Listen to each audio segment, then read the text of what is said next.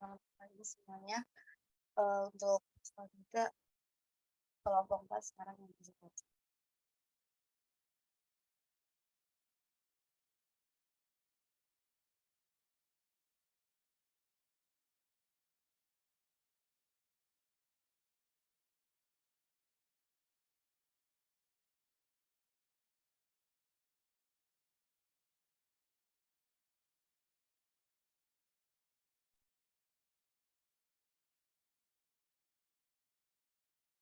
Izin masuk, izin bertanya apakah sudah terlihat sudah? Sudah.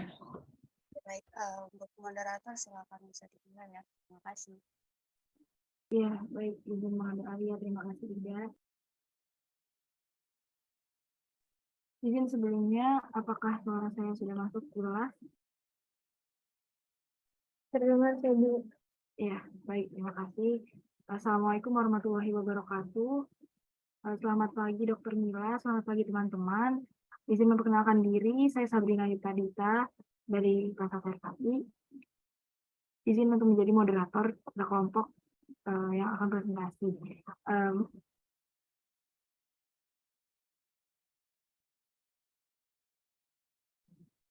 Ya, kelompok yang akan presentasi akan membahas tentang the balance and the process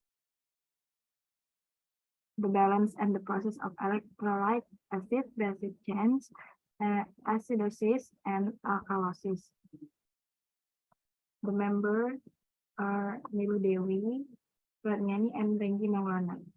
Okay, they will talk about acid-base balance, process and settings of electrolyte acid-base changes, and the last acidosis and alkalosis. Untuk kelompok 4 dipersilakan untuk memulai presentasi. Okay, the first is acid-base balance. Next. Definition of acid-base balance. Acid-base balance is a condition in which the concentration of hydrogen ion produced is equal to the concentration of hydrogen ion released. Jadi, definisi dari keseimbangan asam dan basa adalah suatu keadaan di mana konsentrasi ion hidrogen yang diproduksi setara dengan konsentrasi ion hidrogen yang dikeluarkan oleh sel.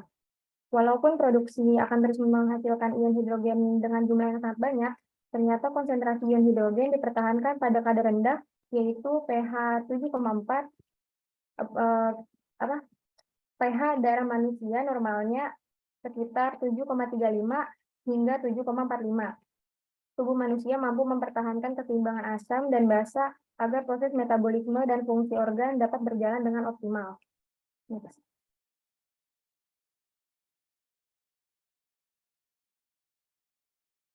Selanjutnya yaitu the acid-base balance in the human body is regulated by two organ systems, namely the lungs and kidneys. The lungs play a role in the release excretion of carbon dioxide and the kidneys play a role in the release of acid. Jadi keseimbangan asam dan basa dalam tubuh manusia itu diatur oleh dua sistem organ, yaitu paru dan ginjal. Paru berperan dalam pelepasan ekskresi karbon dioksida dan ginjal berperan dalam pelepasan asam. Sebelumnya kita harus mengetahui dulu makna dari beberapa prinsip. Yang pertama itu ada istilah asidosis yang mengacu pada kondisi pH kurang dari 7,35, sedangkan alkalosis mengacu pada pH lebih dari 7,45. Yang kedua itu ada CO2 atau karbon dioksida. Adalah gas dalam darah yang berperan sebagai komponen asam. Karbon dioksida juga merupakan komponen respiratorik yang nilai normalnya adalah 40 mm air raksa. Dan yang ketiga itu ada HCO3 atau bikarbonat yang berperan sebagai komponen asam basa dan disebut juga sebagai komponen metabolik, di mana normalnya adalah 24 ml per liter. Yang keempat ada asidosis, berarti terjadi peningkatan jumlah komponen asam atau berkurangnya jumlah komponen basa. Terus yang terakhir itu ada alkalosis, yang kebalikannya dari asidosis, yaitu peningkatan jumlah komponen basa atau berkurangnya jumlah komponen asam. With an electrolyte balance, fluid balance settings need to pay attention to two important parameters. namely extracellular fluid volume and extracellular fluid osmolarity. Yep.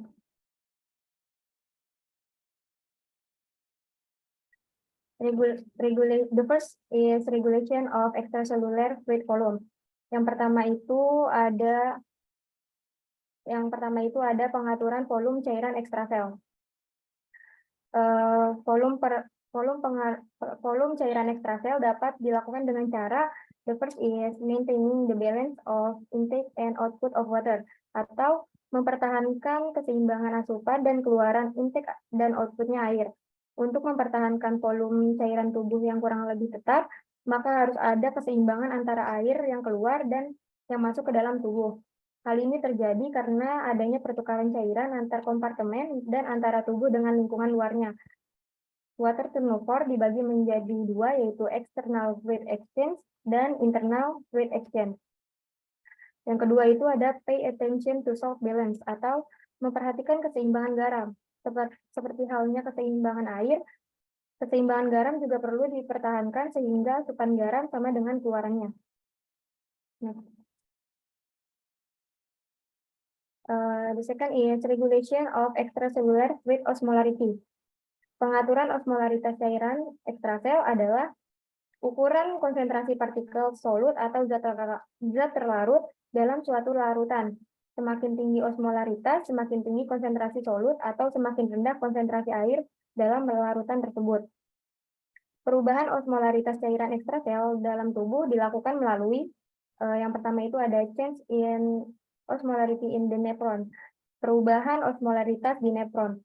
Di sepanjang tubulus yang membentuk nefron ginjal, terjadi perubahan osmolaritas yang pada akhirnya akan membentuk urin yang sesuai dengan keadaan cairan tubuh secara keseluruhan di ductus Colligen. Yang kedua ada the mechanism of thirst and the role of vasopressin, atau mekanisme haus dan peranan vasopressin. Peningkatan osmolaritas cairan ekstrasel akan merangsang osmoreseptor di hipotalamus. Rangsangan ini akan dihantarkan ke neuron hipotalamus yang menyintesis vasopressin. Vasopressin akan dilepaskan oleh hipofisis posterior ke dalam darah dan akan berkaitan dengan reseptornya di ductus Colligen. Ikatan vasopressin dengan reseptornya di ductus Colligen memicu terbentuknya aquaporin, yaitu kanal air di membran bagian apex dan ductus Colligen. Pembentukan aquaporin ini memungkinkan terjadinya reabsorpsi cairan ke fasa rekta. Hal ini menyebabkan urin yang terbentuk di ductus Colligen menjadi sedikit dan hiperosmotik atau pekat, sehingga cairan dalam tubuh dapat dipertahankan. Yang ketiga itu ada neuroendocrine regulation in fluid and electrolyte balance, atau pengaturan neuroendokrin dalam keseimbangan cairan dan elektrolit. Pengaturan keseimbangan cairan dan elektrolit diperankan oleh sistem saraf dan sistem endokrin. Sistem saraf dapat mendapat informasi adanya perubahan keseimbangan cairan dan elektrolit melalui baroreseptor di arcus sorta dan sinus caroticus, osmoreseptor di hipotalamus, dan volumereseptor atau reseptor renggang di atrium. Sedangkan dalam sistem endokrin, hormon-hormon yang berperan saat tubuh mengalami kekurangan cairan adalah angiotensin 2, aldosteron, dan vasopressin atau ADH dengan meningkatkan reabsorpsi natrium dalam air.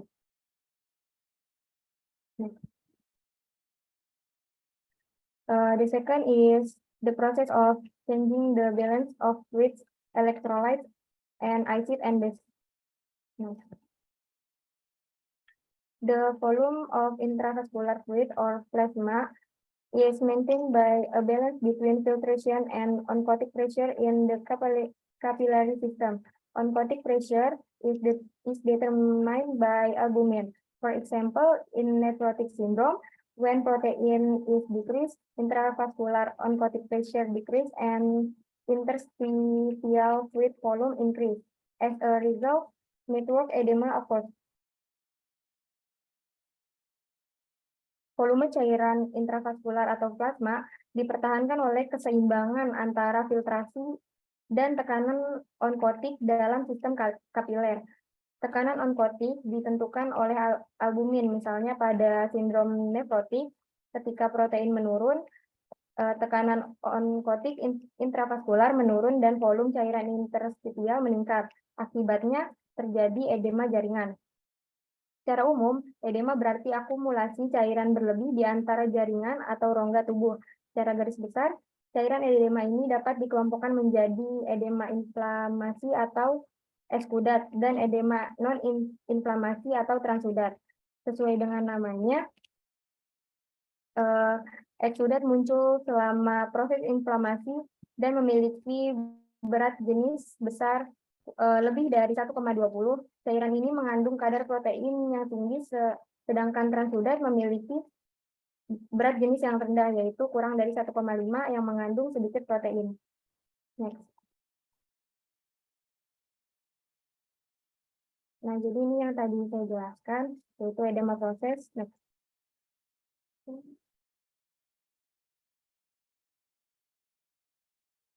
Next is the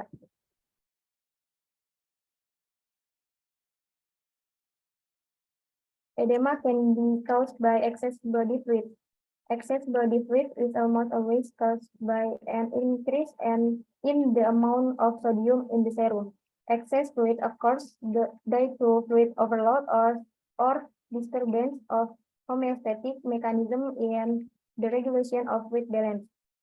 Inflammatory edema is caused by increased capillary permeability. It can also result from impaired sodium exchange or electrolyte balance. Edema dapat disebabkan oleh kelebihan cairan tubuh. Kelebihan cairan tubuh hampir selalu disebabkan oleh peningkatan jumlah natrium dalam serum. Kelebihan cairan terjadi akibat cairan atau gangguan mekanisme homeostatis dalam pengaturan keseimbangan cairan.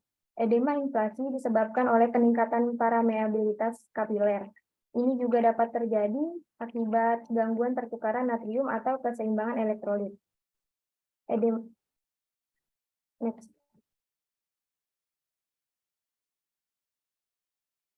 Edema juga dapat terjadi akibat penurunan tekanan osmotik koloid plasma atau peningkatan tekanan hidrostatik kapiler. Tekanan osmotik plasma adalah tekanan yang mempertahankan cairan dalam pembuluh darah dengan menarik cairan dari ruang interstitial.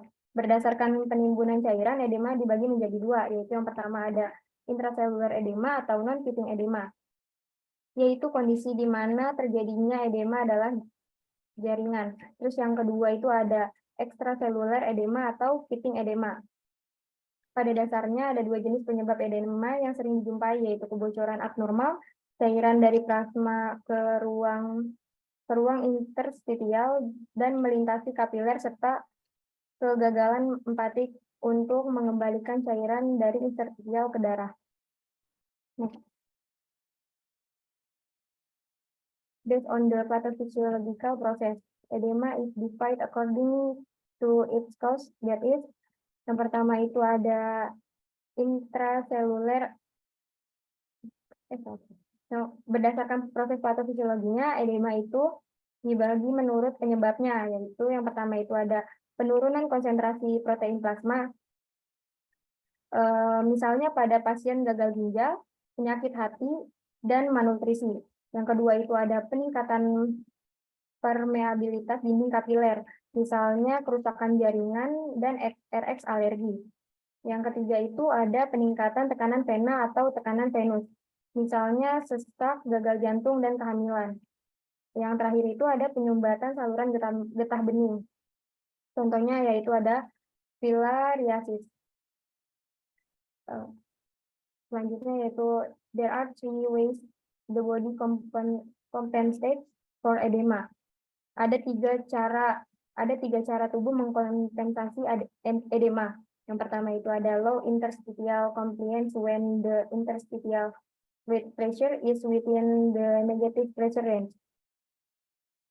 Yang pertama itu ada kepatuhan interstitial rendah ketika tekanan cairan interstitial berada di kisaran tekanan negatif. Yang kedua itu ada lymph flow ability to increase 10 50 times. Kemampuan aliran getah bening meningkat 10 sampai 50 kali lipat. Yang ketiga itu ada decrease interstitial sweet protein concentration which will decrease osmotic pressure. Yang ketiga itu ada penurunan konsentrasi protein cairan interstitial yang akan menurun tekanan osmotik. Next. Selanjutnya yaitu ada hyper and hypoelectrolyte. Hyperelectrolyte is a condition in which there is an excess of electrolytes in the body. This condition can be caused by excessive intake, electrolyte metabolism disorders in the body. Excess electrolyte in the body can be the form of. Jadi hiperelektrolit itu adalah suatu kondisi di mana terjadi kelebihan elektrolit dalam tubuh. Kondisi ini disebabkan oleh intake atau asupan yang berlebihan, gangguan metabolisme elektrolit dalam tubuh, kelebihan elektrolit dalam tubuh berupa hipertermia, hiperkalemia, hiperkalsemia, hipermagnesemia, hiperkloremia, dan hiperfosfatemia. Nah, ini kan yang pertama ada hipernatremia. Hipernatremia adalah di mana keadaan kelebihan natrium di CES atau cairan ekstrasel yang menyebabkan tekanan osmotik ekstraseluler meningkat. Hal ini menyebabkan cairan intraseluler bergerak keluar. Nah, yang kedua itu ada hiperkalemia, yaitu keadaan kelebihan kadar kalium di CES atau cairan ekstrasel. Hiperkalemia berbahaya karena dapat menghalangi transmisi impuls jantung dan menyebabkan serangan jantung. Hiperkalemia dapat terjadi pada pasien luka bakar, penyakit ginjal, dan asidosis metabolik. Jika terjadi hiperkalemia, salah satu upaya yang dilakukan untuk menormalkan kadar kalium adalah dengan pemberian insulin, karena insulin dapat mendorong kalium ke dalam sel. Selanjutnya yaitu ada hiperkalsemia. Hiperkalsemia adalah kondisi kelebihan kadar kalsium di CES atau cairan ekstrasel. Hiperkalsemia ditandai dengan penurunan kekuatan otot, mual, muntah, anoreksia, kelemahan dan kelesuan, nyeri tulang, dan serangan jantung. Kondisi ini dapat terjadi pada pasien yang mengalami pengangkatan kelenjar gondok dan mengonsumsi vitamin D dalam jumlah berlebihan. Selanjutnya yaitu ada hipermagnesemia. Hipermagnesia adalah suatu kondisi di mana ada kelebihan magnesium dalam darah. Hipermagnesia ditandai dengan depresi pernapasan, aritma jantung, dan depresi refleks tendon dalam. Selanjutnya yaitu ada hiperkloremia. Hiperkloremia adalah kondisi kelebihan ion klorida dalam serum. Sering dikaitkan dengan hipernatremia, terutama pada kasus dehidrasi dan masalah ginjal. Hipokleremia menyebabkan penurunan bikarbonat yang menyebabkan ketidakseimbangan asam dan basa. Lalu yang terakhir itu ada hiperfosfatemia. Hiperfosfatemia adalah kondisi peningkatan kadar ion fosfat dalam serum. Ini ditandai dengan peningkatan SPP, kejang otot, kejang dan tetani, peningkatan gerakan usus, gangguan kardiovaskular, dan osteoporosis. Kondisi ini bisa terjadi pada kasus gagal ginjal atau saat kadar parathormon menurun.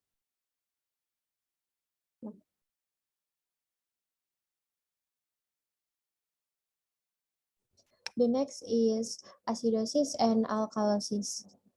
Next. Definition of acidosis. Acidosis is the process of increasing acid levels in the blood or body tissues, or also known as the process of increasing the concentration of hydrogen ions, which refers to acid levels in blood plasma.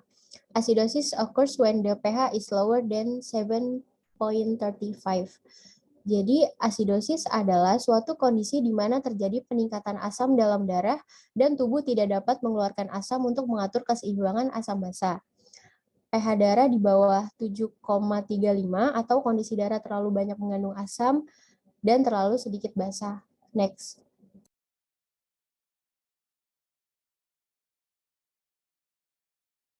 Acidosis is divided into two. The first is respiratory acidosis, the second is metabolic acidosis.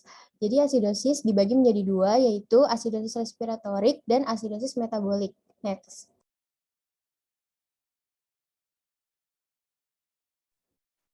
The first is respiratory acidosis. Respiratory acidosis is excessive acidity of the blood due to the buildup of carbon dioxide in the blood, causes worsening of lung function or slowed breathing. Respiratory acidosis occurs when the lungs are unable to adequately expel carbon dioxide. Symptoms of respiratory acidosis. The first is headache and feeling sleepy. Causes of respiratory acidosis. The first is lung disease. The second is depression of the respiratory center due to drugs or disease. The third is nerve or muscle disorders that reduce the ability to breathe. Jadi respiratory acidosis itu adalah keasaman darah yang berlebihan karena penumpukan karbon dioksida dalam darah sehingga menyebabkan memburuknya fungsi paru-paru atau memperlambat pernafasan. Asidosis respiratorik juga terjadi ketika paru-paru tidak mampu mengeluarkan karbon dioksida secara memadai. Hal ini dapat disebabkan oleh penyakit serius yang menyerang paru-paru seperti bronkitis kronis, pneumonia berat, emfisema, edema paru, dan asma. Selanjutnya adalah gejala asidosis respiratorik. Gejalanya itu bisa sakit kepala, rasa kantuk, hingga penurunan kesadaran. Selanjutnya penyebab asidosis respiratorik, yaitu asidosis respiratorik terjadi jika paru-paru tidak dapat mengeluarkan karbon dioksida secara memadai. Yang kedua, asidosis respiratorik juga dapat terjadi apabila penyakit dari saraf atau otot menyebabkan gangguan terhadap mekanisme pernafasan. Lalu, ketergantungan terhadap narkotika dan obat tidur yang kuat juga bisa menyebabkan asidosis respiratorik. Next.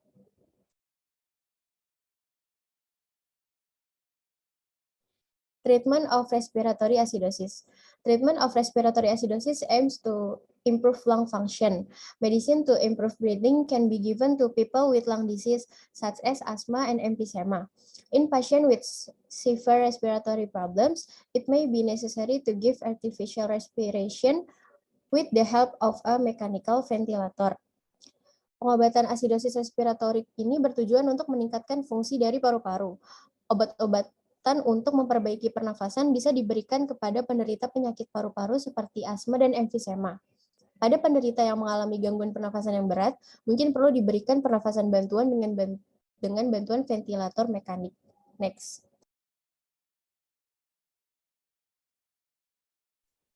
The second is metabolic acidosis. Metabolic acidosis is excessive acidity of the blood due to low levels of bicarbonate in the blood. Jadi asidosis metabolik adalah suatu keadaan di mana keasaman darah yang berlebihan ditandai dengan rendahnya kadar bikarbonat dalam darah. Symptoms of metabolic acidosis, the first is nauseous vomit, fatigue, having confusion. Jadi gejala dari asidosis metabolik ini yang ringan itu bisa tidak menimbulkan gejala, namun biasanya penderita merasakan mual, muntah, dan kelelahan. Bila asidosis semakin memburuk, tekanan darah dapat menurun, menyebabkan shock, koma, dan kematian.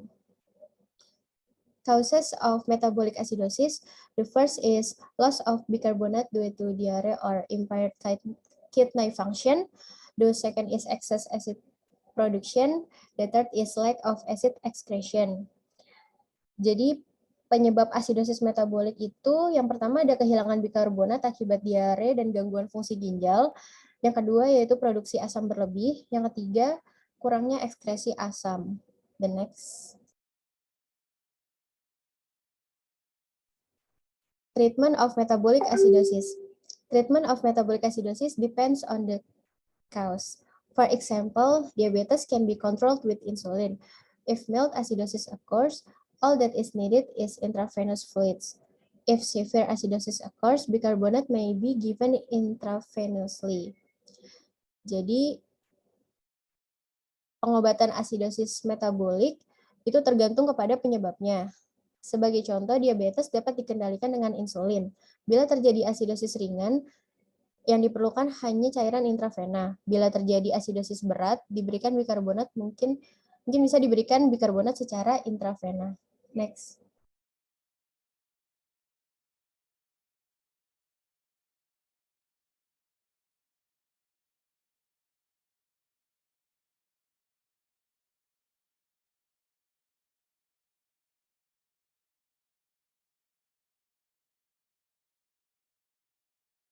The next is definition of alkalosis. Alkalosis is a condition when the blood contains too much base or alkali due to decreased acid levels in the body. Alkalosis occurs when the plasma pH is higher than 7.45. Jadi alkalosis adalah kondisi ketika darah mengandung terlalu banyak basa atau alkali akibat penurunan kadar asam dalam tubuh. Alkalosis terjadi ketika pH plasma lebih tinggi dari 7,45. Next. Alkalosis is divided into two. The first is respiratory alkalosis. The second is metabolic alkalosis. Next.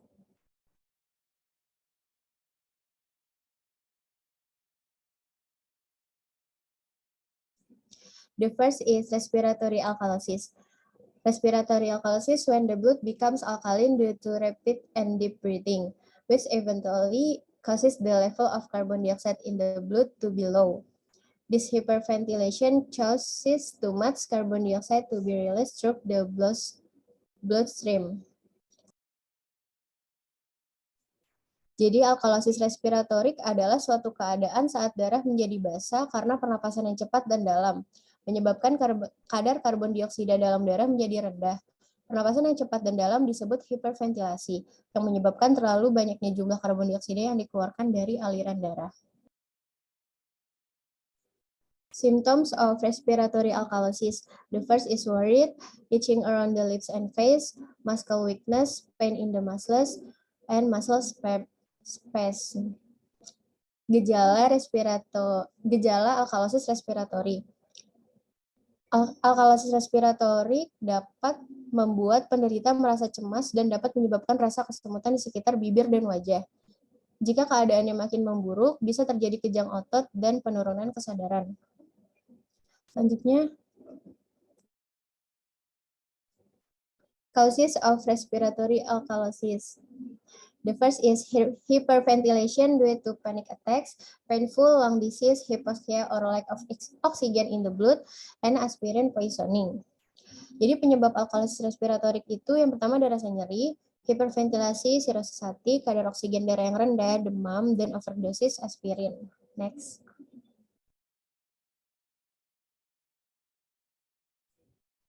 Treatment of respiratory alkalosis. The first is slow breathing and administered pain relievers. Jadi pengobatan untuk alkalosis respiratori itu bisa dengan memperlambat pernafasan dan diberikan obat pereda nyeri. Next.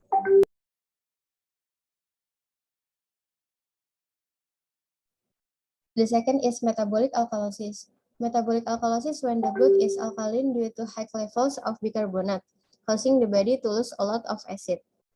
Jadi, alkalosis metabolik adalah suatu keadaan di mana darah dalam keadaan basa karena tingginya kadar bikarbonat. Alkalosis metabolik terjadi jika tubuh kehilangan terlalu banyak asam. Symptoms of metabolic alkalosis. The first is headache, lethargic, and tetany. Gejala alkalosis metabolik itu ada sakit kepala, lesu, dan tetani. Causes of metabolic alkalosis. The first is prolonged vomiting, hypovolemia, consumption of alkaline drugs. Penyebab umum alkalosis metabolik adalah muntah berkepanjangan, hipovolemia atau suatu kondisi akibat kekurangan volume cairan ekstraseluler, penggunaan obat golongan diuretik, dan hipokalemia. Next. Treatment of metabolic alkalosis. Provide replacement of body fluids and electrolytes through infusion. Meanwhile, in alkalosis due to lack of potassium, you can give potassium tablets. Jadi pengobatan pada alkalosis metabolik ini bisa dengan memberikan pengganti cairan tubuh dan elektrolit melalui infus. Sementara pada alkalosis akibat kekurangan kalium, dapat memberikan tablet kalium. Next.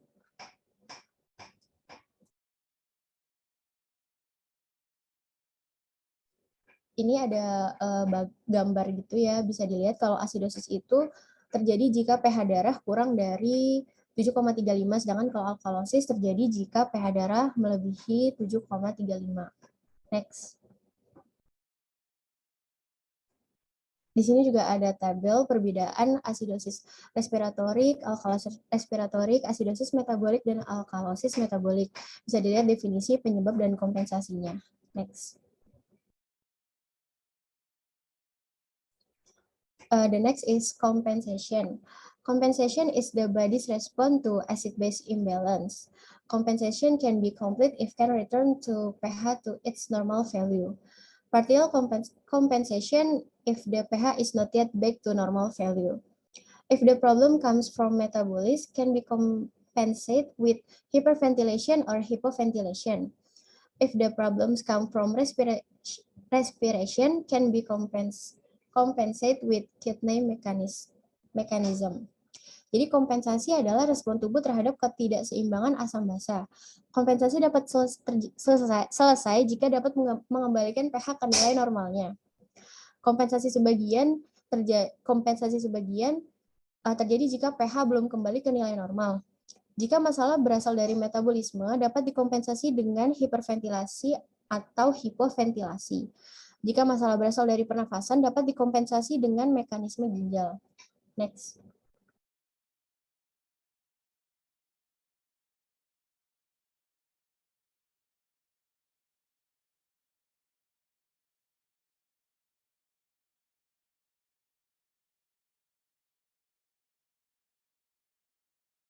Silakan pertanyaan.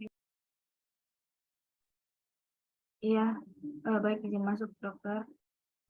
Terima kasih kelompok 4 atas presentasinya.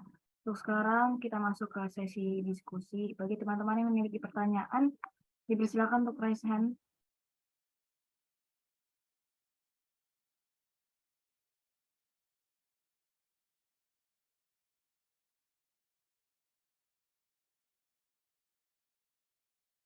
Iya, silakan Satrio. Izin masuk, apakah suara saya terdengar? Iya, terdengar. Baik, perkenalkan saya Satrio. Pertanyaan saya, tadi kan dijelaskan bahwa edema adalah penumpukan cairan di dalam rongga jaringan. Lalu pertanyaan saya, apa yang menyebabkan cairan tersebut bisa keluar sehingga menumpuk di satu bagian atau banyak bagian tubuh? Terima kasih. Izin masuk Satrio. Maafin bisa tolong diulang karena tadi agak keresek-keresek. Tadi kan dijelaskan bahwa edema adalah penumpukan cairan di dalam rongga. Lalu pertanyaan saya, apa yang menyebabkan cairan tersebut bisa keluar sehingga menumpuk? Apakah jelas?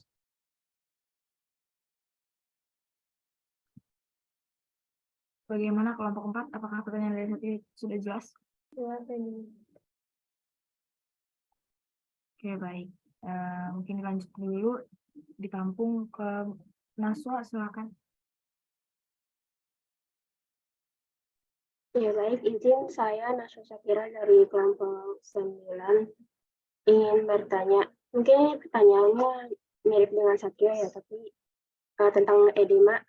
Tapi yang ingin saya tanyakan itu bagaimana caranya kita mencegah edema tersebut?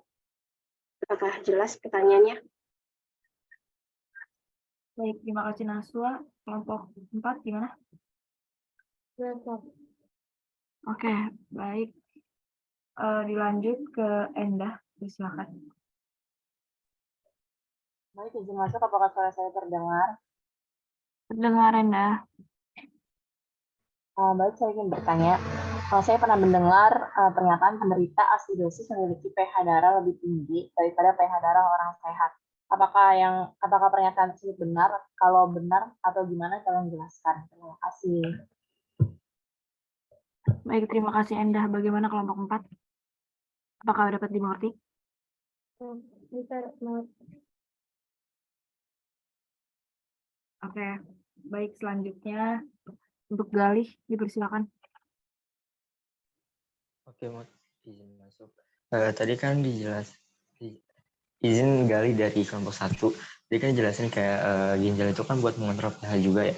Nah, pertanyaan saya itu bagaimana cara kerja ginjal dalam mengontrol pH? Apakah jelas kelompok 4? Jelas, terima kasih Gali. Oke. Ya, terima kasih Gali untuk pertanyaannya. Lanjut untuk Putri.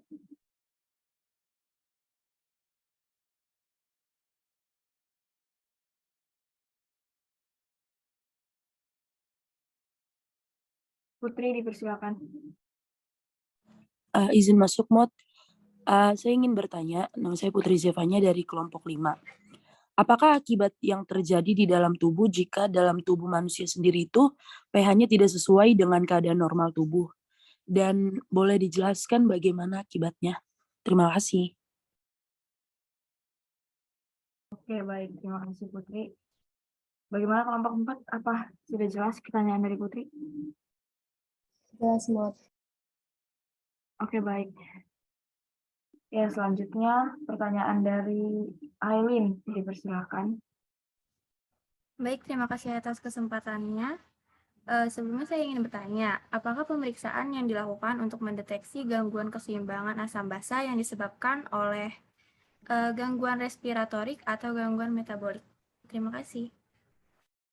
Ya, baik. Terima kasih Aileen.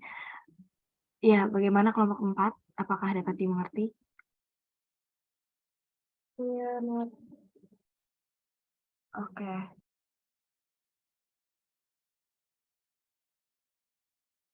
Baik, izin masuk.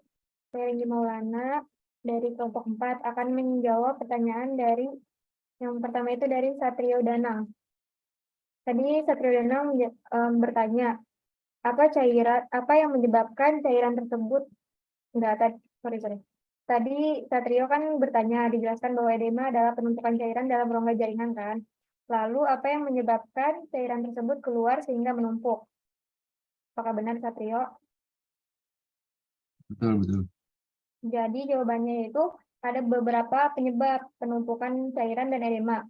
Yaitu yang pertama itu bisa karena berdiri atau duduk terlalu lama.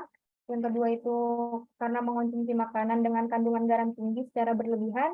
Yang ketiga, perubahan hormon selama periode pramenstruasi.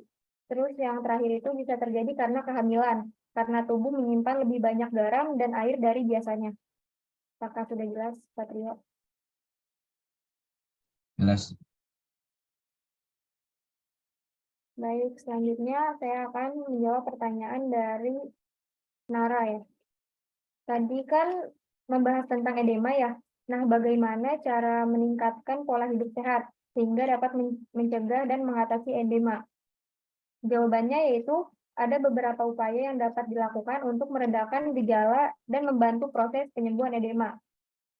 Yaitu diantaranya adalah tidak merokok, menurunkan berat badan jika Anda kelebihan berat badan, terus mengurangi konsumsi minuman beralkohol, tidak duduk atau berdiri terlalu lama, tidak menopang kaki saat berbaring, terus berolahraga secara teratur, seperti berjalan atau berenang, terus kurangi asupan garam dalam makanan, dan gunakan stocking khusus untuk mencegah pembengkakan kaki. Apakah sudah jelas, Nara? Sudah jelas, terima kasih Ranggi. Baik, selanjutnya pertanyaan dari Putri Jevanya. Tadi kan pertanyaannya kan, apakah akibat yang terjadi di dalam tubuh jika di dalam tubuh manusia pH tidak sesuai dengan keadaan normal tubuh? Jelaskan bagaimana akibatnya. Kelompok saya menjawab, saya mengambil contoh jika tingkat keasaman yang terlalu tinggi di dalam sel otot akan menghambat proses metabolisme, yakni transformasi glukosa dan oksigen menjadi energi. Otot pasalnya tidak akan berfungsi dengan baik jika tubuh terlalu asam. Ketika pH tubuh tidak seimbang, maka penumpukan asam itu bisa menyebabkan peradangan pada kulit. Apakah sudah jelas, Putri Jevanya? Sudah, terima kasih. Baik, izin masuk moderator, izin melanjutkan. Nilu Dewi dari kelompok 4. Izin menjawab pertanyaan dari Gali ya. Tadi bertanya bagaimana cara ginjal mengontrol pH. Jadi ginjal mengontrol pH tubuh dengan mengontrol keseimbangan asam basa melalui pengeluaran urin yang asam atau basa. Ginjal menjaga keseimbangan ini dengan mengatur keluarnya garam dan air dalam urin sesuai kebutuhan. Paru-paru dan ginjal menjaga keseimbangan pH dengan mengatur kadar bikarbonat. Apakah sudah menjawab, Gali? Oke, sudah cukup menjawab. Terima kasih, Dewi. Baik, selanjutnya saya akan menjawab pertanyaan dari Enda. Tadi Anda bertanya, penderita asidosis memiliki pH darah lebih tinggi daripada pH darah orang sehat. Benarkah pernyataan tersebut? Jelaskan. Pernyataan tersebut benar. Gangguan keseimbangan asam basa atau pH adalah kondisi ketika kadar asam dan basa dalam darah tidak seimbang. Normalnya kadar pH darah itu berkisar antara 7,35 sampai 7,45. Sedangkan pada penderita asidosis itu pH darahnya kurang dari 7,35 atau asam. Bagaimana Enda? Apakah sudah terjawab? Sudah, Aileen. Terima kasih ya. Baik, selanjutnya izin menjawab pertanyaan dari Aileen. Tadi bertanya, apakah pemeriksaan yang dilakukan untuk mendeteksi gangguan keseimbangan asam basa yang disebabkan oleh gangguan respiratorik atau gangguan metabolik? Jadi selain melalui pemeriksaan sampel darah, gangguan keseimbangan asam basa dapat didiagnosis melalui tes urin atau urinalisis. Melalui urinalisis, dokter dapat mengetahui bila ada perubahan kadar asam basa pada pasien. Apakah sudah menjawab, Aileen? Sudah, terima kasih Dewi. Baik, saya kembalikan ke moderator.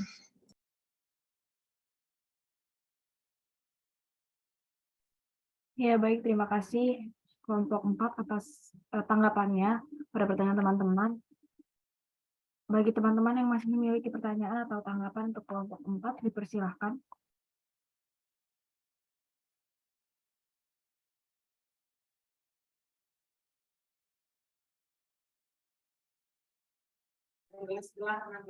Sudah? Ada pertanyaan lagi nggak?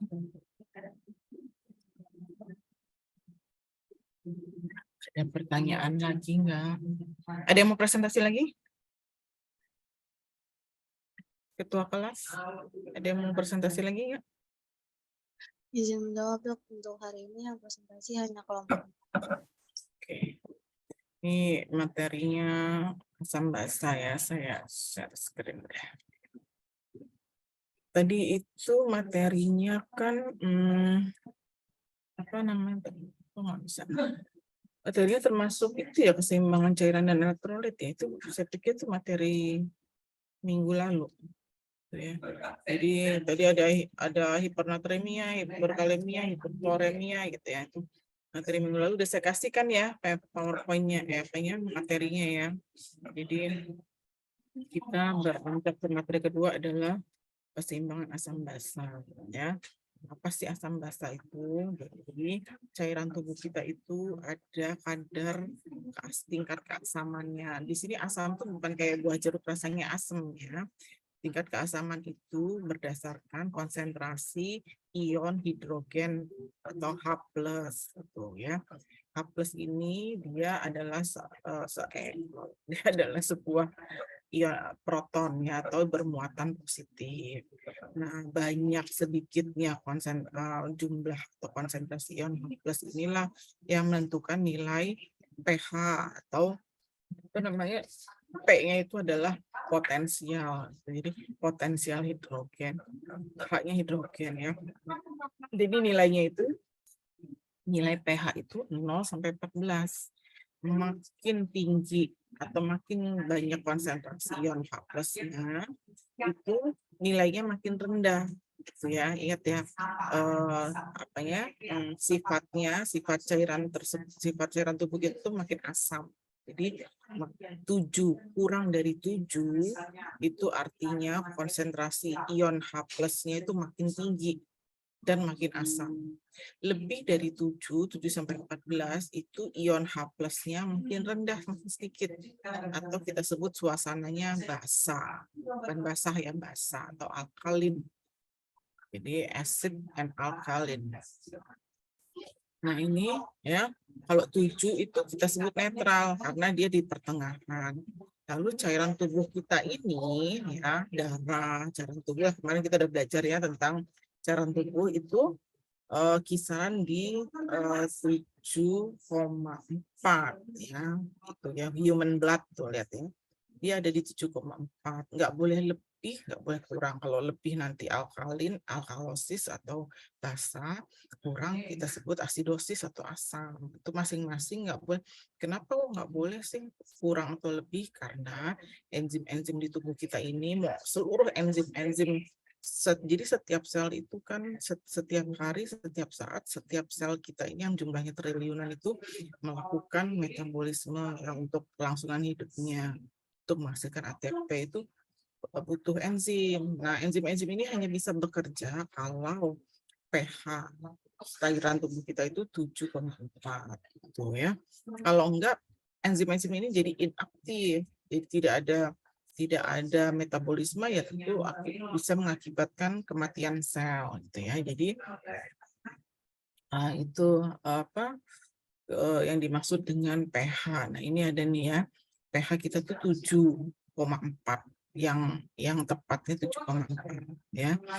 Lebih dari 7 tadi itu makin sedikit konsentrasi ion H-nya. Makin nilainya makin rendah, kurang dari 7, ion H, konsentrasi hidrogennya makin besar tuh ya, tuh 1. Kalau di 14 dia cuma 0,0, entah berapa 0 tuh nanti dihitung sendiri ya. Nah, sekarang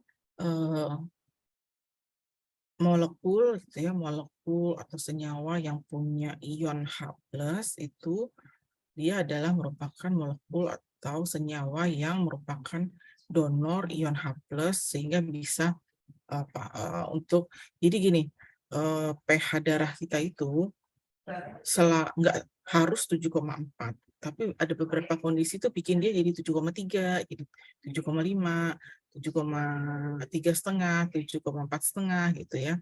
Gimana caranya tubuh menyesuaikan, yaitu yang minggu lalu sudah disebut ya, homeostasis. Jadi tubuh ini akan berusaha terus supaya nilainya 7,4, jangan 7,35 atau 7,45. Maka senyawa-senyawa yang mengandung ion H+ ini akan mendonorkan ion H+-nya kalau pH darah kita tuh udah mulai naik 7,45, yang artinya konsentrasi ion H+-nya sedikit gitu ya, berkurang. Maka ditambahin nih ion H+-nya dari beberapa senyawa dalam tubuh. Contohnya misalnya protein gitu ya. Nah, sekarang kalau pH darah kita ini bergeser ke 7,4 gimana? Bergeser ke terlalu asam 7,35 gimana gitu ya. Oh, berarti untuk menyeimbangkan kembali ke 7,4, iya, ionnya adalah ion hidroksi atau OH-. OH- ini kebalikan dari ion H+. Jadi dia itu sifatnya basa ya. Jadi antara kayak orang naik mobil yang nginjek rem sama gas, gimana caranya kecepatannya terus 60 km per jam. Kalau udah dirasa 61 km per jam berarti injek rem sedikit ya. Oh, ternyata kok jadi ini 58 km per jam ya, biar 60 gimana, injek gas sedikit ya. Sama ini ya, ini kayak asam dan basa ini kayak timbangan yang angkanya harus di angka 7,4 untuk kondisi fisiologis ya. Nah, sekarang senyawa-senyawa itu ada yang sifatnya asam, ada yang sifatnya basa. Nah, sifat asam dan basa ini juga ada yang asam kuat, basa kuat, atau asam lemah, basa lemah gitu ya. Nah, contohnya basa kuat itu ya, asam kuat tuh hidrogen klorida atau HCl. Contohnya basa kuat itu NaOH, natrium hidroksida. Sedangkan kalau yang sifatnya asam lemah itu contohnya asam laktat, yang sifatnya basa lemah itu adalah asam karbonat. Ya. Nah, ini 7 cairan kemarin sudah belajar, ada cairan intrasel, ada cairan ekstrasel. Cairan ekstrasel ini, cairan intrasel ada cairan sitoplasma yang di dalam sel. Lalu yang ekstrasel itu ada cairan di antar sel, kita sebut interstisial, dan cairan di dalam pembuluh darah atau plasma darah. Nah, cairan di ekstrasel itu atau plasma darah itu pH-nya itu 7,4. Nah, bisa ditolerir 7,35 sampai 7,45. Tapi nggak boleh kurang, nggak boleh lebih dari itu. Ya, kalau kurang dari 7,35 kita sebut terlalu asam atau asidosis. Kalau lebih dari 7,45 kita sebut terlalu basa atau alkalosis. Nah, terus kalau 6,8 atau 8 itu bahkan sudah bisa mengakibatkan kematian, ya. Tuh, jadi below atau di bawah 7,35 kita sebut asidosis, atau ada buku yang mengatakan asidemia. Emia itu kan artinya darah, ya. Jadi darahnya sifatnya asam, gitu ya. Atau alkalosis atau alkalemia itu kalau lebih dari 7,45, ya. Jadi rentangnya sempit, tentang nilainya sempit, nggak seperti misalnya gula darah tuh masih bisa ditolerir antara 90 sampai 120, itu kan rentangnya panjang, ya, besar tuh. Atau misalnya suhu bisa dari 36,5 sampai 37,5, rentangnya 1 derajat. Lebih ini rentangnya hanya 0,05 gitu, ya. 0,05 ke bawah, 0,05 ke atas. Nah, ini kalau dilihat dari rentangnya dari 0 sampai 14, yang normal itu 7,4, tapi masih bisa ditolerir sampai 7,35 sampai 7,45, ya. Tapi masih bisa nih tubuh kita mentolerir, ya, masih survive lah istilahnya, masih bisa hidup kita kalau pH darah kita tuh sampai 7 atau 6,8. Itu kita sudah sebut kalau kurang dari 7,35 sampai 0 itu kita sebut asidosis, tapi batasnya maksimalnya terburuknya adalah 6,8. Sedangkan kalau pH darah kita lebih dari 7,45 kita sebut alkalosis atau basa, bisa sampai rentang 8, tapi itu udah kondisi yang buruk sekali, gitu, ya. Itu antara pH darah kita nih kalau antara 6,8 sampai 8,0 itu masih bisa survive, masih bisa hidup, tapi itu sudah kondisi yang patologis, gitu, ya. Kurang dari 6,8, lebih dari 8,0 itu sudah menyebabkan kematian, ya. Kapan sih? Ada beberapa penyakit nanti yang menyebabkan terjadinya asidosis dan alkalosis. Tadi udah disebutin nih sama presentannya, ya. Ada penyakit yang di metabolik oleh ginjal, ada penyakit yang oleh respiratorik oleh paru atau saluran nafas dan saluran sistem ekskresi dan sistem pernapasan, ya. Nah, sekarang two small changes, perubahan terkecil pada pH itu bisa menyebabkan major disturbances atau menyebabkan kerusakan, menyebabkan gangguan yang cukup besar, gitu, ya. Nah, cukup bermakna. Nah, sekarang kenapa tadi seperti saya sebut most enzyme, ya, sebanyak most enzyme function only with narrow pH range. Jadi hampir sebagian besar atau semua enzim itu cuma bisa aktif kalau pH-nya tadi 7,35 sampai 7,45, gitu, ya. Di mana sih adanya enzim? Seluruh sel kita ini yang triliunan itu isinya enzim untuk semua, untuk kehidupan kita itu semua. Jadi enzimnya ada ribuan, ya, ada ribuan jenis enzim di tubuh kita. Yang semuanya bisa bekerja. Enzim itu kan tugasnya mempercepat reaksi kimia yang terjadi pada tubuh kita. Itu artinya kalau tidak ada enzim tidak ada kehidupan, gitu, ya. Ibaratnya kalau alat elektronik itu nggak ada baterainya, gitu, ya. Nah, sekarang jadi keseimbangan asam basa ini juga akan mempengaruhi jumlah natrium, kalium, dan klorida, ya. Juga mempengaruhi hormon-hormon di tubuh kita. Banyak, ya, hormon. Nah, sekarang apa sih yang menyebabkan perubahan asam dan perubahan angka pH tadi di tubuh kita? Itu salah satunya makanan, ya. Lalu metabolisme, ya. Nah, kalau makanan tuh apa? Ya, makanan tuh terutama biasanya sifatnya lebih ke asam. Kalau protein, misalnya makan telur, makan daging, itu lebih ke asid, lebih ke sifatnya asam, gitu, ya. Lalu makanan ada nggak yang sifatnya basah? Ada, ya, tapi dia bukan basah sebenarnya, ya, tapi tingkat keasamannya rendah. Itu contohnya sayur-sayuran dan buah-buahan. Kalau dia protein, karbohidrat itu sifatnya jauh lebih asam, gitu, ya. Nah, sedangkan kalau metabolisme, jadi kita makan lemak, makan protein itu nanti pH darah kita akan pH-nya akan cenderung turun atau ke arah asam atau ke arah 7,35 atau bahkan kurang. Makanya nih hati-hati ya, kalian kan sekarang nih ada yang diet yang ngetren itu ya, 10 tahun terakhir ini adalah diet keto atau ketofastosis. Jadi kalau ada yang pengen kurus tuh kan, cepet di ketofastosis, diet keto, hati-hati. Diet keto tuh hanya makan lemak dan protein, tidak ada karbohidrat atau glukosa sama sekali. Nah, diet yang hanya lipid dan protein, lemak dan protein saja, ini artinya nanti metabolisme lemak dan protein juga tinggi. Nah, hati-hati bisa terjadi asidosis. Ya, jadi ya harus terkontrol, nggak main diet sesuka sendiri gitu ya. Nah, sekarang metabolisme di sel itu selain dia menghasilkan CO2 ya. Apa sih metabolisme itu? Jadi kita ini bisa beraktivitas karena ada energi. Energinya dalam bentuk apa? Mungkin udah belajar di mata kuliah lain ya, energinya dalam bentuk ATP. ATP itu siapa yang menghasilkan? Yang menghasilkan itu sel lewat proses metabolisme. Pada waktu membentuk ATP butuh glukosa dan oksigen. Nah, setelah glukosa dan oksigen ini masuk ke dalam siklus metabolisme, menghasilkan ATP buat dipakai energi sehari-hari. Tapi nggak cuma ATP, ada hasil sampingan yaitu CO2.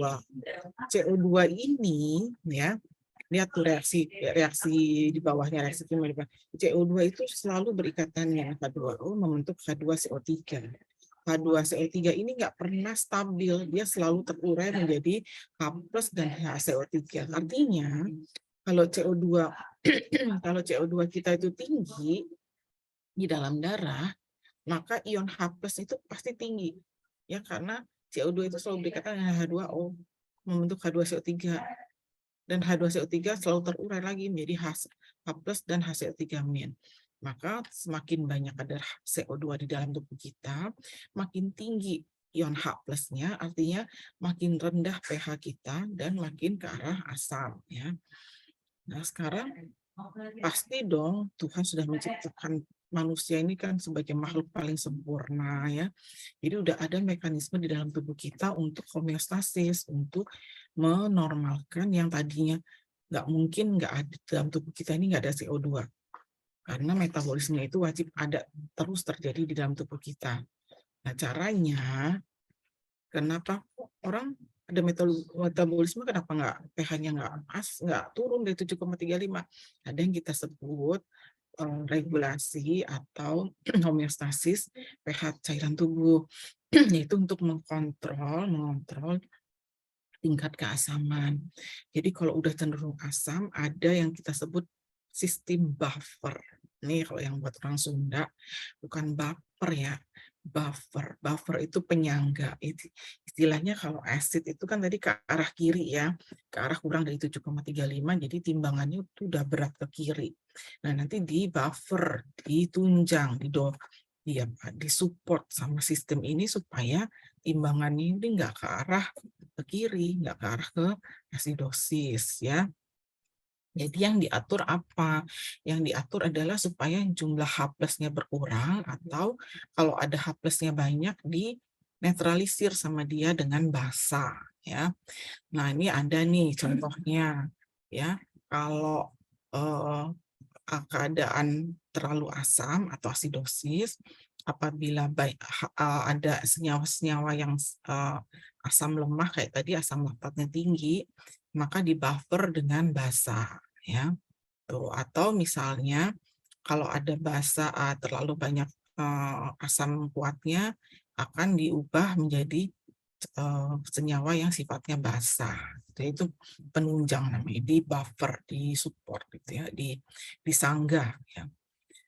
Nah, sehingga akan terjadi perubahan pH. Nah, apakah ini bisa mengatasi kembali ke pH normal 735 sampai 745? Belum tentu ya. Artinya dia cuma sedikit nih, dia cuma bisa menyangga secara menolongnya itu cuma sedikit. Apabila pergeseran angkanya itu lebih dari 735, jauh gitu ya ke arah 7 misalnya, ini sistem buffer ini masih kurang, harus dibantu lagi. Bantu oleh siapa? Oh, ini ntar. Jadi yang buffer tadi contohnya apa? Ada natrium bikarbonat, ada asam karbonat, gitu ya. Lalu ada juga buffer nih, selain bikarbonat ada juga buffer fosfat. Nih misalnya ada ion H+ kebanyakan sama si fosfat diikat jadi H2PO4. Jadi dia nggak keliaran sendiri. Kalau suasananya terlalu basah nih ion OH-nya terlalu banyak diikat sama ion fosfat, di buffer sama ion fosfat diikat. Jadi nggak ada ion OH- yang berkeliaran sehingga pH cairan tubuh nggak terlalu basah gitu ya. Caranya dia membuffer tuh dengan mengikat ion H+ kalau acid, ion OH- kalau basa atau alkalosis ya, alkalin. Nah sekarang buffer tuh selain bikarbonat sama fosfat ada juga buffer oleh protein ya.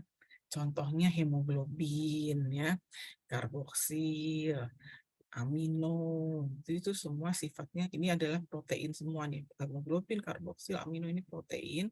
Ini semua sama mengikat si ion-ion mau OH atau H- ya. Tergantung mana yang harus dinetralkan dari arah asam atau dinetralkan dari arah basa supaya kembali ke nilai tengah 7,35 sampai 7,45.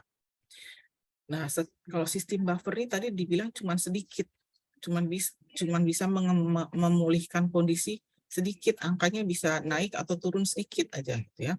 Kalau dari asam dia bisa naikin sedikit angkanya ke arah netral, atau kalau dari basa dia bisa turunin angkanya sedikit. Lalu kalau si buffer tadi nggak cukup, ternyata ion H+-nya banyak nih, lebih dari kemampuan buffer tadi untuk menormalkan kembali atau homeostasis. Maka yang kedua adalah yang bekerja adalah sistem respirasi ya. Dengan cara apa? Tadi ingat kalau pH darah kita turun atau asam itu asalnya dari terlalu banyaknya CO2, maka kita akan meningkatkan ventilasi atau meningkatkan frekuensi nafas dalam rangka apa? Mengeluarkan karbon dioksida yang ada di dalam tubuh. Tuh ya, kalau karbon dioksida dikeluarkan dari dalam tubuh, artinya ion H+ ini nanti akan juga berkurang gitu ya, sehingga pH darah akan balik lagi, naik lagi ke arah 735 dari yang tadinya kurang dari 735. Ternyata pernafasan udah cepat. Pernafasan kita kamu secepat-cepatnya nafas berapa kali per menit sih? Yang normal kan 12 sampai 16 kali per menit ya. Mungkin dia udah 30 kali per menit gitu ya. Yang artinya setiap 2 detik dia napas dan udah ngos-ngosan gitu ya. Nah, gimana caranya kalau si napas ini sistem respirasi udah nggak sanggup, aduh belum juga naik sampai belum juga naik ke 3735 atau belum juga turun sampai ke 745 nih, nilainya masih di atas 745, masih di bawah 735. Gimana caranya? Ginjal yang akan mengambil alih gitu. Oke, dibantuin ginjal. Gimana caranya? Pada waktu pembentukan urin ya, itu nanti kalau ion H+-nya terlalu banyak pada kondisi asidosis, itu ion H+-nya dibuangin lewat urin. Jadi nanti urinnya banyak mengandung ion H+. Jadi urinnya nanti kalau diperiksa pH-nya pasti asam gitu ya. Begitu juga kalau misalnya terlalu basah, pH tubuh kita di atas 745, maka ginjal ini nanti akan menyerap H+ yang udah mau dibuang di urin, diserap lagi. Ini kurang nih H+-nya. Tuh, kalau tadi dibuang karena kebanyakan, sekarang kurang diserap lagi gitu. Ya, jadi gitu itu. Nah, sekarang nih dari 3 itu, buffer, sistem respirasi, sistem ginjal, mana sih yang duluan maju untuk memperbaiki angka nilai pH cairan tubuh? Yang mulai duluan adalah buffer. Ya, baik buffer protein, buffer fosfat, buffer karbonat. Tadi ada 3 jenis tuh. Dia duluan datang dalam hitungan menit, detik, dia duluan mencoba menetralkan pH darah kita ini supaya nilainya 735 sampai 7,45. Tapi kalau tidak berhasil, terlalu turun jauhnya, terlalu jauh turunnya atau terlalu jauh naiknya nilai pH, maka respirasi ini, organ respirasi akan bantu. Oke, sini saya ambil alih, buffer udah kerja nggak mampu naik ke nilai normal, kembali ke nilai normal cuman geser sedikit, oke, dibantu sama respirasi dengan cara dia kalau asam ya. Kalau kurang dari 735 dia akan meningkatkan ventilasi, nafasnya cepat, ngos-ngosan. Tapi kalau kondisinya basah, nafasnya akan melambat, ventilasinya akan melambat. Tapi dia punya batasan. Pernafasan kan secepat-cepatnya ada batasannya ya. Pernafasan juga kalau lambat ada batasannya juga. Nggak mungkin lama-lama lambat terus lama-lama berhenti, ya mati lah ya, nggak napas gitu. Jadi ada batasnya. Kalau masih si pH darah ini belum juga nyampe 735, belum juga turun ke 745 gitu ya, maka baru ginjal ikut kerja. Nah, kalau si respirasi itu hitungan menit dan jam dia langsung kerja kalau belum balik pH-nya, belum balik normal. Nah, ginjal ini kalau dalam hitungan jam sampai harian gitu, berapa hari pH darah nggak juga balik ke nilai normal, dia langsung ambil alih. Oke nih, kadar H+-nya terlalu banyak nih pada asidosis ya, pada pH kurang dari 735, buangin aja di urin gitu ya. Dibuang aja lewat urin. Tapi nanti kalau dia menilai, oh pH darah terlalu tinggi atau alkalosis atau lebih dari 745, wah ion H+ yang ada di filtrat di ginjal yang tadinya mau dibentuk jadi urin, diserap lagi sama dia, kurang nih biar pH-nya turunan dikit dah ke 745 gitu ya. Jadi itu seperti timbangan ya. Nah, ini adalah rangkuman dari slide-slide sebelumnya ya. First line of defense against pH shift. Jadi kalau ada pergeseran nilai pH baik ke kiri maupun ke kanan, baik kurang dari 735 maupun lebih dari 745, yang nomor satu kerja adalah buffer, sistem buffer. Sistem buffer tadi ada 3 ya, bikarbonat, fosfat, dan protein. Kalau dalam hitungan jam nggak balik nih, nilainya nggak mencapai nilai normal lagi, second line-nya, garis keduanya mulai kerja. Ya, itu dengan sistem respirasi dan sistem ginjal, renal ginjal. Ya, yang respirasi hitungannya jam sampai hari, yang ginjal yang respirasi hitungannya menit sampai jam. Kalau belum normal juga dia bekerja. Kalau hitungan jam sampai hari nilainya belum normal juga, baru ginjal yang maju. Jadi istilahnya kalau orang perang tuh ada yang baris depan dulu, ya baris depan kalah, nggak mampu menahan lawan, baris kedua itu ya. Nah, ini ya, yang kiri adalah paru, yang kanan adalah ginjal, yang atas ini adalah darah nih, sel darah ya, di dalam pembuluh darah nih, eritrosit. Nih, kalau dari paru ternyata ion H+-nya terlalu banyak, terlalu asam, maka ion H+ ini akan diikat dengan H2O menjadi H2CO3, nanti menjadi H2O dan CO2. CO2-nya dikeluarin nih, terlalu banyak. Jadi H+ ini nggak dikeluarin lewat paru langsung, jadi diubah dulu bentuknya jadi CO2. CO2-nya dikeluarkan lewat pernafasan dengan dia meningkatkan frekuensi nafas. Tapi seandainya ya ion Hc3 yang ini kurang nih, H+-nya kurang, berarti CO2-nya terlalu sedikit, maka dia akan mengurangi frekuensi atau ventilasi ya. Nah, sekarang sama nih, ion H+ terlalu banyak, terlalu asam, buang aja lewat ginjal dalam bentuk urin. Tapi kalau ternyata ion H+-nya kurang, maka di ginjal ini dia akan menyerap kembali, masukin lagi ke dalam darah ion H+ yang tadinya mau dibuang lewat urin gitu ya.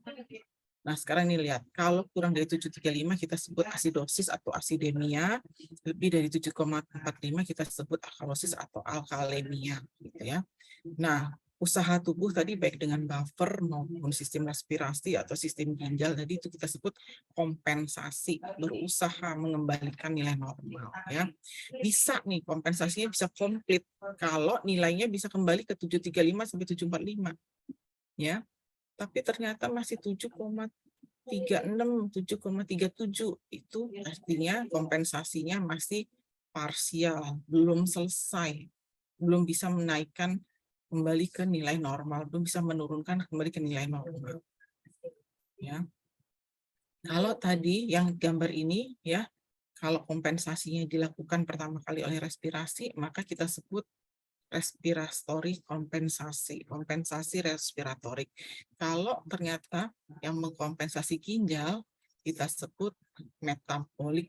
Kenapa namanya nggak kompensasi renal gitu ya, kayak ginjal ya, atau dari sananya istilahnya kalau ginjal itu metabolik ya.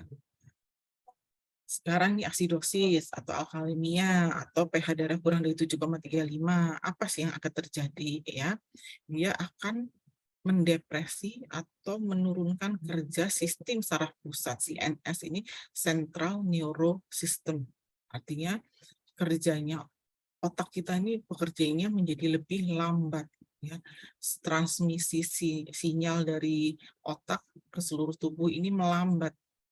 Jadi secara otomatis kalau melambat ya kalau motorik nih gerak dia jadi lebih lemah ya. Lalu udah mulai disorientasi itu kayak orang bingung ya, bahkan bisa sampai koma dan kematian kalau sampai tadi kurang dari 6,8. Nah, terus kalau alkalosis gimana? Kalau alkalosis, kalau yang tadi asidosis itu menekan kerja sistem saraf pusat, kalau alkalosis ini mengeksitasi, merangsang sistem saraf pusat menjadi terlalu aktif. Jadi menyebabkan apa? Menyebabkan kalau terlalu aktif sama nih nyeri kepala, kejang nih, konvulsi, spasme otot, ya bahkan nanti hilang kesadaran ya dari koma sampai kematian juga ya. Kalau lebih dari 6, berapa tadi? Lebih dari 8. Ini sama nih ya gambar yang tadi. Nih, gambar kita harusnya di 74 ya, 7,35 atau 7,45 lah range-nya yang normal ya, yang kalau kurang dari 7,35 kita sebut asidosis, lebih dari 7,45 kita sebut alkalosis. Kalau pH darah turun atau ke arah asidosis atau kurang dari 7,35 itu biasanya bisa disebabkan karena ini akumulasi terkumpulnya, menumpuknya dari asam. Contohnya apa ya, ini tadi ion H+. Ya. Atau bisa juga kehilangan senyawa-senyawa basa terlalu banyak sehingga yang dominan si asam. Di dalam tubuh kita kan ada senyawa asam, ada senyawa basa ya. Nah, ini senyawa basanya terlalu banyak hilang. Terlalu senyawa yang sifatnya asam terlalu banyak sehingga nanti kalau digabung akan menyebabkan asidosis. Sedangkan kalau alkalosis berarti ion H+-nya rendah sedikit. Ya. Kenapa? Bisa jadi terlalu banyak kehilangan senyawa yang bersifat asam atau akumulasi dari senyawa-senyawa yang sifatnya basa. Gitu. Nah sekarang apa yang disebut tadi adanya ya, ada disebut sama presentannya tentang asidosis respiratorik. Artinya kondisi asidosis atau pH kurang dari 7,35 itu disebabkan karena ada gangguan di sistem respirasi. Ya. Contohnya apa? Penyakit-penyakit yang menyebabkan gangguan pernafasan. Kalau gangguan pernafasan artinya CO2 ini nggak bisa dikeluarkan dengan normal, numpuk di dalam darah. Ingat CO2 tadi berikatan dengan H2O membentuk H2CO3 dan selalu terurai menjadi H+ dan HCO3-. H+-nya ini yang menyebabkan asidosis ya. Ada hiperkapnia. Hiperkapnia ini adalah CO2-nya terlalu tinggi di dalam darah. Ya, contohnya ini penyakit emfisema, penyakit paralisis atau lumpuh pada otot-otot dada, ya, otot-otot pernafasan, obat-obatan. Obat-obatannya khususnya yang memperlambat pernafasan, contohnya obat tidur, obat penenang, gitu ya. Obat anti kejang, itu semua memperlambat pernafasan. Jadi nggak boleh minum obat-obat itu dong. Nah, pada pasien-pasien yang membutuhkan obat-obat tersebut tentunya boleh, tapi diperhatikan dosisnya, gitu ya. Lalu penyakit apa lagi nih yang menyebabkan asidosis respiratorik? Berarti pasti penyakit yang menyangkut sistem pernafasan. Misalnya ada ARDS.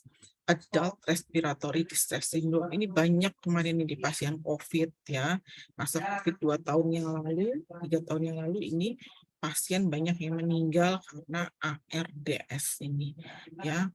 Distress syndrome karena parunya ini, jaringan parunya diserang oleh virus SARS-CoV-2 ya.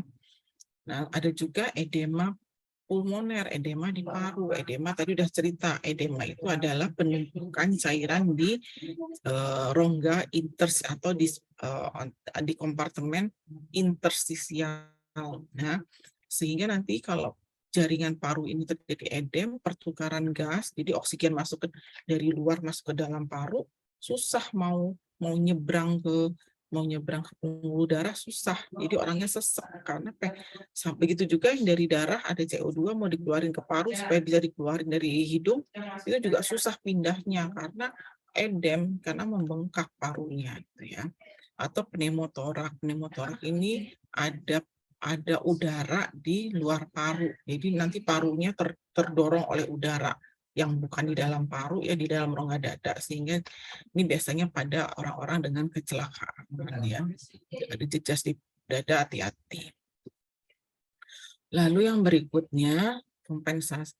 Nah, kalau tadi kan yang mengkompensasi kalau ada perubahan pH, nomor 1 buffer, yang kedua organ respirasi, yang ketiga adalah organ ginjal. Lah kok ini yang menyebabkan asidosis justru organ respirasi? Siapa nanti yang membantu? Nah, yang membantu adalah ginjal. Ya, yang membantu ginjal dengan tadi membuang ion hidrogen atau menyimpan ion bikarbonat ya untuk kembali supaya ini kan yang bersifat asam dibuang, yang bersifat basa disimpan supaya nilai asidnya, nilai pH-nya itu naik kembali ke nilai normal. Nah, contohnya apa sih orang-orang yang yang pH-nya mulai turun? Biasanya breathlessness, itu orangnya ngos-ngosan ya, restlessness ini capek gitu ya, letargi ini lemes, disorientasi ini udah mulai bingung-bingung, kalau ditanya nggak nyambung, ini tremor ya, bergetar, konfusi, bahkan kejang, koma ya. Tuh. Terus kulitnya teraba hangat ya, dan teraba memerah ya. Jadi kalau CO2 ini terlalu banyak, pembuluh darah kita tuh vasodilatasi, melebar gitu ya. Nah, sekarang kalau ada gangguan pernafasan, tadi penyakit-penyakit tadi ARDS, pneumotorak, dan lain sebagainya, sehingga sampai terjadi asidosis, gimana cara treatmentnya? Dikasih ventilasi dari luar ya. Kalau COVID kemarin kan dipakein oksigen, sampai bahkan pakai apa tuh? Saya jadi lupa nama alatnya ya. Jadi pakein oksigen dari luar atau dikasih cairan yang sifatnya menetralkan asam di dalam darah lewat intravena, infus ya. Atau kalau misalnya penyakitnya gara-gara asma, gara-gara ARDS, gara-gara pneumotoraks, pneumonia, diobatin penyakitnya gitu ya. Underlying disease-nya. Ini penyakit-penyakit yang mendasari terjadinya respiratory acidosis. Aduh, udah jam segini ya. Nah, ini tadi kalau ada ini kondisi normal ya. Ini yang kiri adalah asamnya, yang kanan adalah basanya kayak timbangan ya. Kalau terjadi gangguan di paru sehingga sehingga molekul CO2-nya banyak. Kalau molekul CO2 tadi H+-nya banyak, jadi timbangannya jadi berat di kiri, jadi berat. Jadi pH-nya jadi turun nih. Yang tadinya 1, nih bebannya jadi 2. Jadi berat sebelah, jadi ke arah asidosis. Gimana caranya? Ginjal akan berusaha menarik timbangan ini ke arah tengah. Dia dengan cara apa? Ion H+-nya dibuangin. Ya, dibuangin lewat ginjal supaya buang lewat urin. Supaya ini udah mulai yang tadinya 20, si ginjal ini akan berusaha kerja keras sehingga ini timbangannya mulai geser ke kanan lagi. Tapi ternyata nggak bisa sampai normal. Berarti perlu obat ya yang diinfus. Contohnya adalah dengan Lamta. Sehingga ini menjadi seimbang lagi. Nah, ada disebut respiratory alkalosis. Nah, ini pH darahnya mulai lebih dari 7,45 ya. Terlalu sedikit asam di dalam tubuh sehingga yang dominan adalah sifat basa. Ya. Nah, penyebabnya apa? Hiperventilasi, bernafas terlalu cepat. Kapan sih orang bernafas terlalu cepat? Ya, ada beberapa penyakit nanti yang frekuensi nafasnya meningkat. Tapi dalam kondisi normal, kapan nafas kita terlalu cepat? Kalau kita emosi, kita panik, ya, kita ketakutan, ya, biasanya nafasnya lebih cepat, ya. nangis. Nah, ya, orang nangis itu kan napasnya lebih cepat. Makanya kalau orang kita nangisnya kelamaan atau terlalu berlebihan nangisnya kan sakit kepala ya. Itu karena udah mulai terjadi alkalosis. Ya, bisa juga karena sepsis nih, ya infeksi, bisa karena sirosis. Sirosis itu gangguan pada hepar atau hati, ya bisa karena demam, bisa karena anemia, ini anxiety, paniknya, saya bilang. Nah, sekarang caranya gimana? Sama, kalau alkalosisnya disebabkan oleh organ paru, berarti nanti yang menetralkan adalah kidney atau ginjal. Dengan cara apa? Dibuang tuh ion-ion yang senyawa-senyawa yang sifatnya basa. Contohnya bikarbonat, dibuangin sama dia di urin ya. Caranya gimana? Mengobati orang dengan alkalosis ya, diobatin lah penyakit penyebabnya apa gitu ya. Dikasih intravena chloride.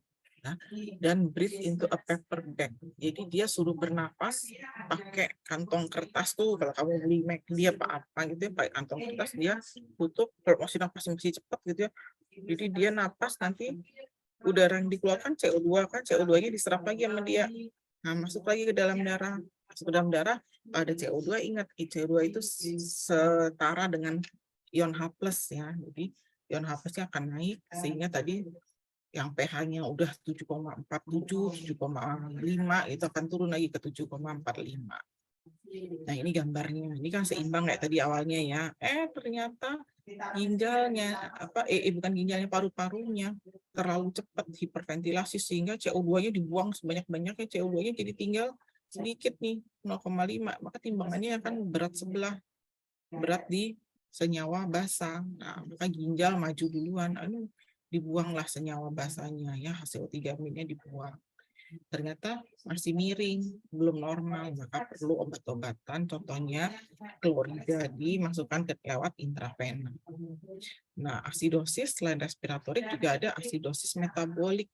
Nah, kalau kita sebut asidosis metabolik, berarti biang keroknya adalah penyakit pada ginjal. Gitu. Kalau tadi respiratorik, berarti kelainannya adalah di paru. Ya. Nih, metabolik, ini kapan nih terjadi metabolik asidosis? Ya, biasanya nih, adanya diare, adanya penyakit ginjal, ya, terlalu banyak akumulasi asid ini biasanya ini ketonnya ini pada orang-orang yang diet keto nih akumulasi dari keton. Keton itu sifatnya asamnya atau gangguan ginjal atau gagal ginjal ya. Ginjal tidak mampu membuang ion H yang berlebihan sehingga ion H+-nya menumpuk di dalam darah ya. Sehingga timbul asidosis. Gejalanya sama ya. Lalu kompensasinya gimana? Nafas mau nggak mau paru-paru sekarang yang bekerja ngeluarin ion H+-nya dalam bentuk HCO2 ya. Lalu ginjal juga biasanya masih bekerja, tapi kalau dia masih bekerja if possible. Kalau sudah gagal ginjal nggak bisa. Nah, atau diberi obat-obatan dari luar. Nah, ini gambarnya sama nih. Sekarang yang menyebabkan yang rusak adalah organ metabolik nih, sehingga lebih berat di asidosisnya, sehingga lebih berat ke arah asam. Gimana caranya? Paru akan mengkompensasi si asam dibuang, H+-nya diubah menjadi H2, jadi CO2, CO2-nya dibuang, jadi dia nafasnya lebih cepat, gitu ya. Selain itu ginjal kalau masih bisa kerja, belum gagal ginjal, dia akan ngeluarin H+-nya dibuang sama dia, maka nanti akan seimbang. Tapi kalau belum seimbang juga dikasih obat lewat intravena. Nah, penyakit ginjal juga bisa ada yang menyebabkan metabolic alkalosis, jadi terlalu banyak ion bikarbonat ya. Itu contohnya apa? Muntah berlebihan, misalnya ibu hamil trimester pertama terus nggak berhenti, jadi asam lambungnya hilang, jadi sifat tubuhnya cairan tubuhnya ini akan lebih basah karena banyak senyawa asam yang dibuang. Atau ada obat-obatan yang sifatnya alkalin, baterai dok, orang ini nenggak baterai, ngemil baterai enggak ya. Jadi obat-obatan yang sifatnya alkalin adalah obat-obat MAH yang terutama yang tablet kunyah atau yang sirup itu alkalin drugs. Jadi orang yang punya gastritis ini minum minum obat mah itu hati-hati, ada takarannya, kalau nggak nanti metabolic alkalosis ya. Beberapa obat diuretik, gangguan hormon ya. Nih, heavy ingestion of antacid. Antacid ini kan obat-obat mah ya, kalau terlalu berlebihan itu juga menyebabkan metabolic alkalosis atau dehidrasi berat ya. Nah, kompensasinya gimana? Biasanya sama tadi ya, respirasi akan mengkompensasi dia dengan hipoventilasi, dengan memperlambat frekuensi nafas supaya nggak banyak CO2 keluar, karena CO2 itu adalah sumber dari ion H+. Nah, ini kan butuh nih ion H+ supaya pH-nya turunan dikit gitu ya. Gejalanya nih, nafasnya lambat dan ya, terus mulai ada tetanik ya, kram, kejang gitu ya. Nah, obatnya ini tadi dibaca sendiri. Nah, ini gambarnya. Kalau dia alkalosis, timbangannya berat di kanan, maka dia akan dikompensasi dengan paru, dia mengurangi frekuensi nafasnya, jadi hipoventilasi supaya CO2-nya ketahan di dalam tubuh, karena CO2 akan berubah menjadi H+. H+ ini akan membuat sifat asam ini, timbangan senyawa asam ini makin berat ya. Ginjal kalau masih bisa berfungsi, dia akan membuang senyawa basah, dibuang sehingga timbangan dia jadi lebih ringan, jadi bisa seimbang. Kalau tidak bisa, ditambah infus obat-obatan ya. Ada pertanyaan sampai sini? Apakah ada pertanyaan sampai sini? Pas nih waktunya 9.40. Maaf tadi saya terlambat, saya harus menuju skripsi dulu. Ada pertanyaan kah? Malika, Salsabila, Luxke ini perempuan apa lagi? Bacanya apa? Luxke. Audrey. Kalau tidak ada pertanyaan, kita cukupkan mungkin ya kuliah kali ini. Terima kasih. Assalamualaikum warahmatullahi wabarakatuh. Izin masuk dok, mohon maaf untuk screenshot ya dok. Siap. Ya, izin teman-teman dimohon untuk on cam. Baik, slide 1, 2, 3.